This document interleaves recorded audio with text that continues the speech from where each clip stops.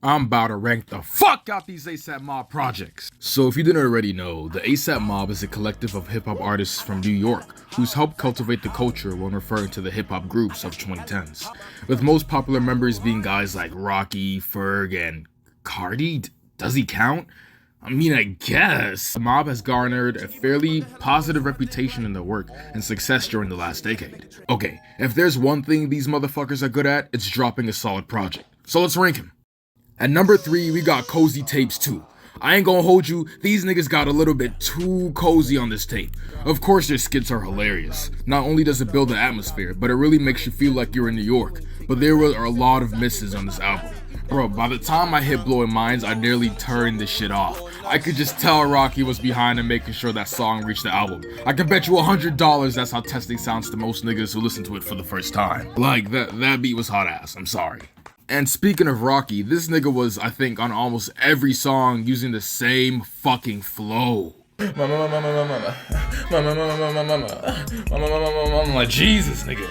Sounds good at first, but like, this shit gets old way too quick. One thing all the tapes struggle in is not showing enough Ferg. For those who don't know, Ferg is basically the Earl Sweatshirt of the Mob. Maybe not as consistently lyrical as Earl, but when that nigga spits, he fucking spits. Just listen to his verse on First Year Being Rich. Besides his frequent and weird high-pitched moans, I felt like we could use more features of him. Oh, and speaking of features, as usual, the Mob always fucking delivers. My nigga, we got Uzi, Cardi, Schoolboy Q, Yachty, Big Sean, Quavo, Joey Badass, and so much more. And Smokey kills his chorus on Black Card, surprisingly. Besides the many dull, weird sounding beats on this album, I can't overlook the straight bangers. Perry Ave, Black Card, BYF, Bahamas, Frat Rules, First Year Being Rich, What Happens, and Rap fucking slap harder than they should. But yeah, feeling like a 6.5 out of 10. Second place takes Cozy Tapes 1. Bro, that shit fucking slaps. Cozy Tapes knows what it is and does its best at giving us what we want. I have to say, there are even times when Rocky is outshined by the other Mob members. ASAP Nas is one person who comes to mind. My nigga sounds like a 90s rapper with a lisp. Despite his sound, my guy can fucking spit. He's witty, quick, and knows his limitations. Again, there needs to be more fucking Ferg. There really isn't enough of him on this project. And while the lyrical content on this album doesn't say much, the production is top tier. Leagues better than Cozy Tapes 2. There's a perfect mix of modern dark trap beats, psychedelic beats, R&B influenced tracks, to even more New York sounding beats and styles. Of course, we got an insane feature list. Our ears are greeted with the likes of Skepta, Uzi and Cardi, Wiz Khalifa, Juicy J, Tyler the Creator, Onyx, Lil Yachty, and some others I can't seem to remember. Overall, this album's a fucking blast to listen to.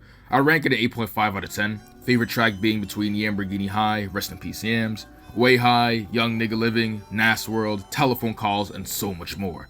Bro, if you think about it honestly, from 2015 to 2018, Rocky was just consistently putting out music. Although some people have argued that his level of music he's put out each year has gotten worse and worse. But then again, that's up to y'all to decide. And now at number 1, we have the best Mob project in my opinion, Lords Never Worry. Bro, easy 9.5 out of 10. Everybody did their part here, and I mean everyone. Insane lyrics, although not too deep, still technically impressive and consistent. You can hear the Memphis blended New York sort of style persistent on this tape. The Mob was hungry. They sounded hungry. And hunger in hip-hop leads to a drive of being fed. With this drive, hip-hop artists always surpass their limits, showing off their skills, whether it be through rapping, production, having their own aesthetic and style, or even garnering an influence through fashion and shows. The Mob captured all of this perfectly here. ASAP, Ant, and 12 are seriously underrated rappers. They can out-rap so many rappers higher than them in this game. It's refreshing to see every member of the Mob hold their own, similar to groups like Bone Thugs, the Wu-Tang, and even early NWA, my bad. And of course, thank God, we have just the right amount of Ferg. He even has like a whole song to himself, which is fucking awesome. As good as change can be, I honestly wish the Mob would come back to their Raider Clan-like sound. Yes, I'm including Raider Clan, cause come on, we all know where they took the sound from. It really suited them.